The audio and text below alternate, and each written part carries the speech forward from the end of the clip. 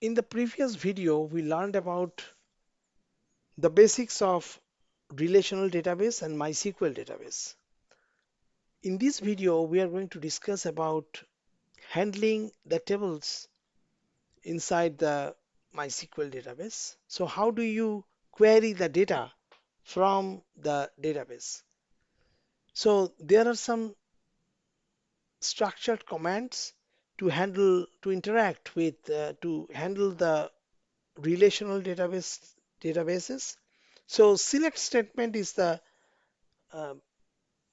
is the most widely used, and it is a most fundamental statement to retrieve the data. So when you are using the select statement, you are not changing the data, you are just retrieving the data. So select statement has this syntax. So basically, if you go to your database, the one we talked about, then we can run a select statement on the top of you know the we can run a select statement on the top of the database that we created just now. So go to SQL. So for interacting with MySQL, here is the deal. You have to write use whatever the database name, my guitar shop 1, and then you can go. So then click on the go back to the query box, and then you can do select star from. Star means all. Select star from. What is the table name? Products. SQL is very much like English. So select star from products. That means you are selecting all records from the products, and you click on go, and you will see all records are populated. Now go to go back to the query box. So if you go to click on the show query box, this tab, you will go back to the query box that you just created. Now, as a part of the SQL statement, you can also select a subset of the columns. Namely, you may choose to do select product ID,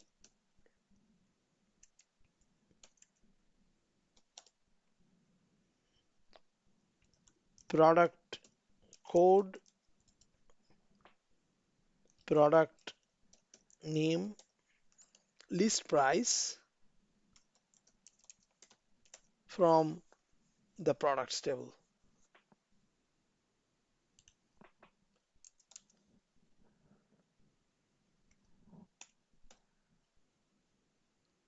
Okay, you can choose to do that.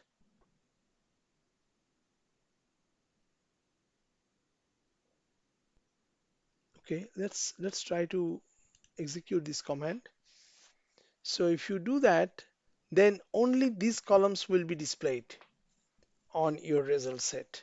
So you can see here only product ID, product code, product name, and list price is displayed. So there is no category ID listed anywhere. Okay, so that's your select statement. So if you go to the slides, you will find, I mean, the slides will be uploaded to the canvas. If you go to the slides, you will see more information regarding the select statement.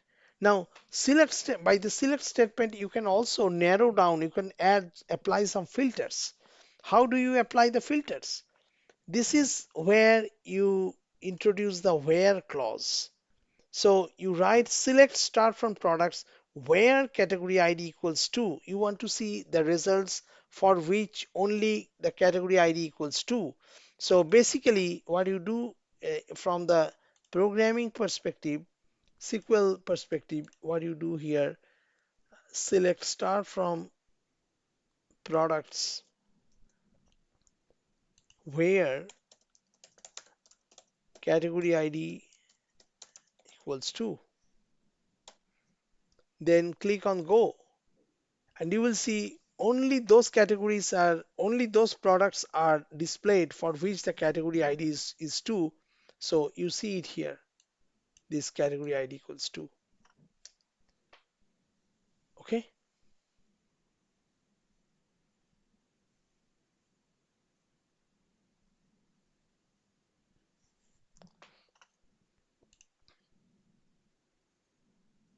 So we learned about filtering the data, filtering the results in a select query. Now you can also filter by certain operators, like you can put like product name comma list price, select product name comma list price from products where list price is less than 500. That means you are choosing to display the products that has a price less than 500, and then you can do order by. That means you are sorting the result set by the list price. And what is the order? Ascending order. So you can see that happens here. This is an ascending order, and there is no product listed in the table below, their result table, that has more than, that is equal to or more than $500 product. You can also join two tables using the SQL. The standard way of joining is, suppose you want to join the product and category. So you write, typically select category name, product name, list price from categories. Now you are joining categories to products. So you write inner join products on which column you are joining. So basically you are joining on category ID for the categories table with the product category ID on the product table. So basically the foreign key of this table with the primary key of the categories table you can join, and then you can further impose more filtering criteria like list price more than 500, 800, and you are ordering by the list price in ascending order. So this is the way you can display the category name as well along with the product information. So this is an example of how you could join two tables. There are plenty of other examples in your book, so you can learn it from there. Now, how do you add the data to the database? Typically, we do it by using the insert statement. A typical use case for a typical syntax for the insert statement is you write insert into products, but then comes the trick. You have to mention the all the fields like category ID, product code, product name, and list price, and then you write one. That means you are entering a guitar. Then you write the product code, whatever the product name, and then the price. You should note one thing, like here, if you look at the products table as a whole, did we insert, when we do insert into, did we use all the columns? Answer is no. You see, their product ID is missing. Why in the world that is missing? That's missing because it's a primary key, and there is a trick we have done. There is a trick inside the script. When you create the table, you know, so here you can see product ID, you are describing it as the integer, number of fields is 11, it's not null, and you write auto increment. What does it mean? It means every time you insert a product, the product ID will be automatically incremented by 1. So that's a nice option in the MySQL database. Okay, so this is the typical syntax. You can create a table. We did not discuss about this, but this is the typical syntax. You can go through this script and learn by yourself. Okay. So we learned about the insert script. We did it in this way, and if you do in this way, then your product ID will be automatically incremented. So if we were to test this concept, you can do it in this simple way. So let's say we want to uh, introduce one more category. Okay. So we are inserting something into the category table. What are the columns in the category table? You have two columns, category ID and category name. Category ID is the primary key. And you can see here, categories table, this is auto incremented, this category ID. So no need to insert into category ID. So what you can do here is insert into categories, the table name. Then you use the columns, like you can say category name.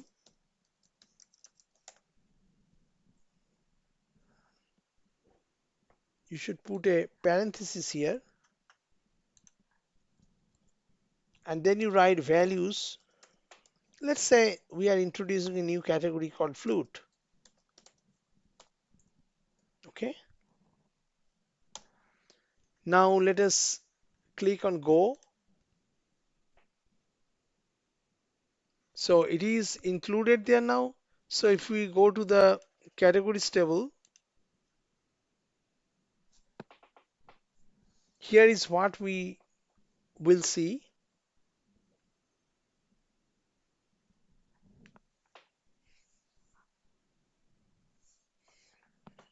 It takes a little time to upload.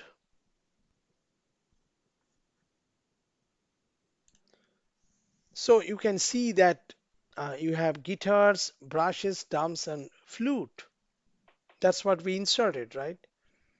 Now, one caution though, in this case, we did not have face that situation, but if you have this situation, your order needs to be same. Like you write category ID, product code, product name, list price. I mean, category, I mean, your under the values, your category ID should come first, then you go to the other fields. Okay.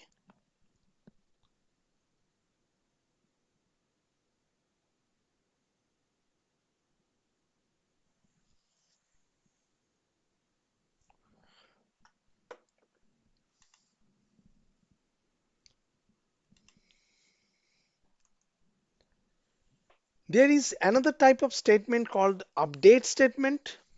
So let's review the select statement basically retrieves the data.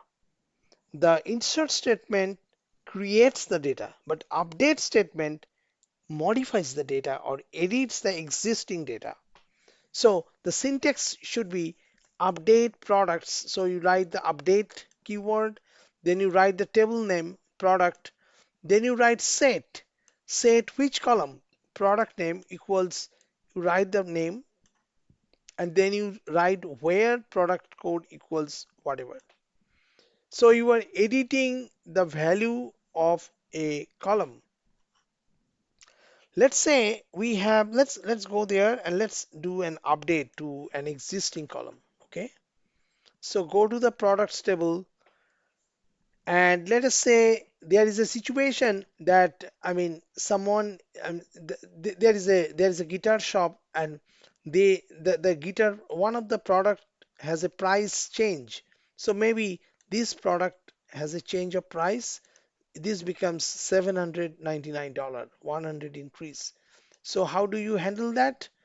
So you know the product ID equals 1. So you write um, the update statement as follows: update products set list price equals 700.00, where this is very important. If you don't do that, then all the columns will, the price will be 700 if you don't write any where clause.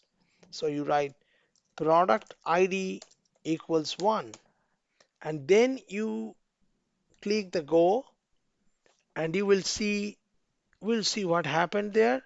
So let's open the product table, and you can see here that price has been updated to 700. What if we did not do the where clause? Then all the prices here, that would have become 700, because it would uniformly apply the same price to everywhere. So you have to be very careful when you do that.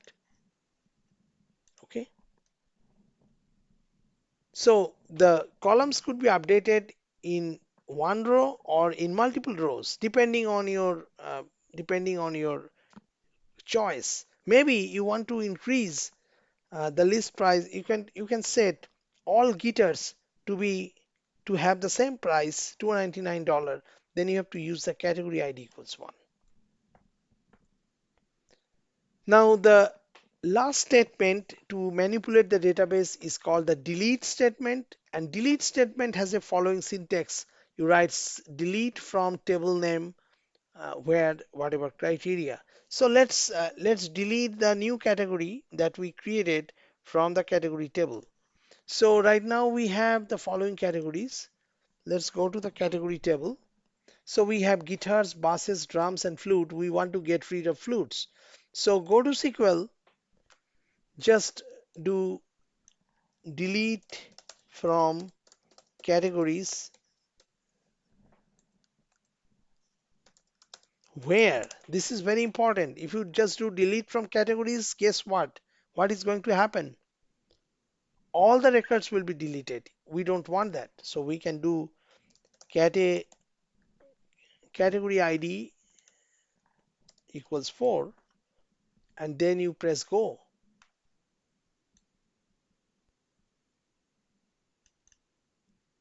So if you do that, then you see that this has disappeared. This flute has disappeared. Okay.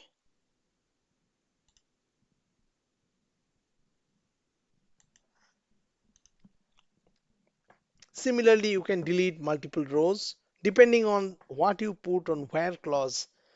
You can delete one rows or multiple rows. So MySQL, in an essence, it is inexpensive. It's an open source database. It's fast. It's pretty easy to use, easy to learn, and it's portable. I mean, you can dump the database and restore it to some other area. It provides supports for SQL, supports for more than one clients. If you do the clustering, the connectivity, it provides security, it provides referential integrity, meaning it provides the relationship, basically, the constraints and relationship. And it can be used for transaction processing. It provides that efficiency. So we already learned about the PHP MyAdmin stuff, so we don't need to go through these slides in our lecture. So that is all related to MySQL. As usual, go to Q&A for module 2 and ask me any question that you might have. Okay, so that's all lessons that we wanted to learn during this week. So go through these lessons and then go to the labs to answer to solve your lab.